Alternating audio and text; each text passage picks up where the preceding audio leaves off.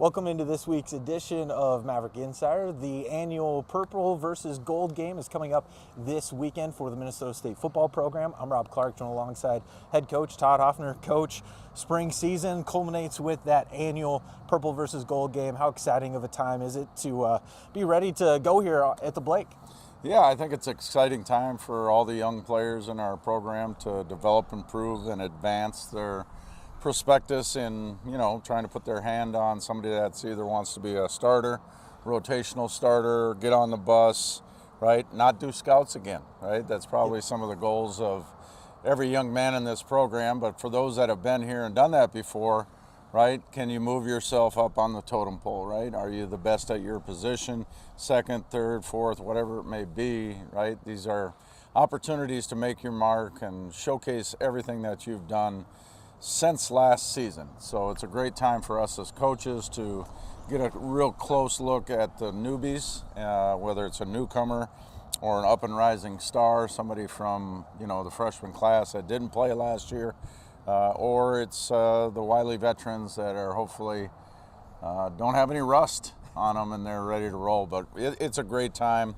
Purple and gold game. It's going to be exciting.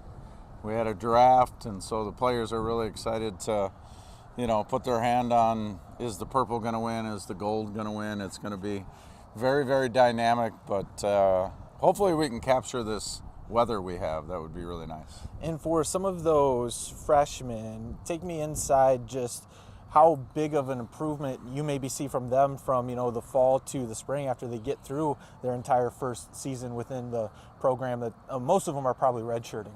Yeah, so you take a young man like Al Staley, who's a true freshman this year. He's still in his first year of college and didn't play much. He did travel and dress a little bit here and there, but he's definitely showcasing his abilities. He's improved a ton. He's definitely telling us that he belongs on the bus, and now he's looking for, starting rotational, starting kind of minutes. And so it's nice to have a local product that's really excelling, right, and improving everything that he's doing personally, but also going to help us in the fall as a team. So it's a good time for the freshmen, that's for sure, and El's definitely been a bright and shining star. And when we think about this week, it's also Mav Week. How big of a week is this really for the program in terms of fundraising, and how is the Maverick football team really able to use some of those funds, to enhance and enrich the program? No doubt about it. Mav Week is so crucial, not only for the sport of football, but every single sport that we have here at Minnesota State. It's one of those backbone things that if you don't have the finances, the resources to run your programs, then you probably can't compete at a really high level, not only within the conference, but regionally and nationally. So these times, this week, 170,000 is the goal. We hit that 34,000 on the first day.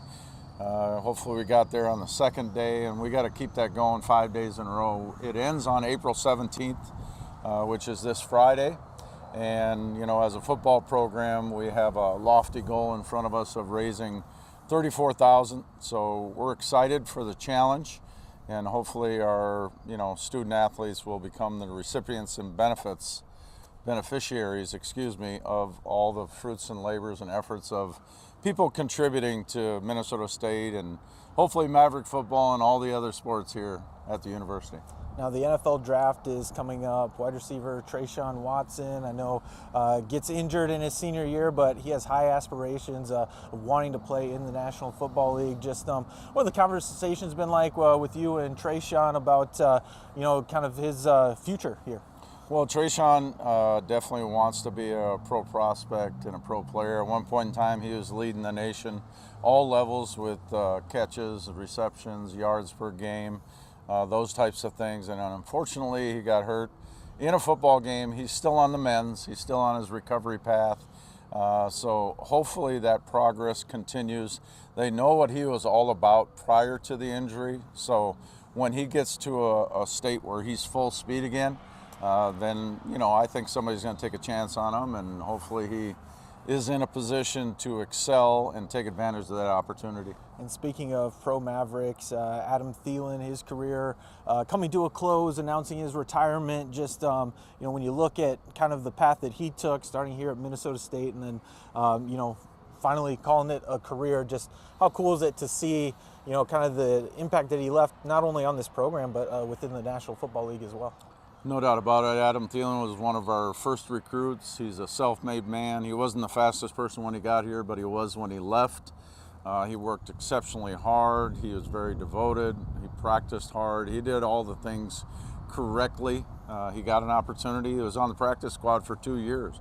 A lot of people don't remember that, right? And he went from there to being on special teams, playing in games, and then next thing you know, he's a two-time All-Pro player, right? And second at the Vikings program for catches, receptions, touchdowns. He's up there with a number of different records, and he's done nothing but great things, not only for himself, his family, but also for Minnesota State and the future state here at Minnesota. Perfect. Well, thank you so much for joining me, Coach. We'll be Appreciate right it. back after the break. Stay with us.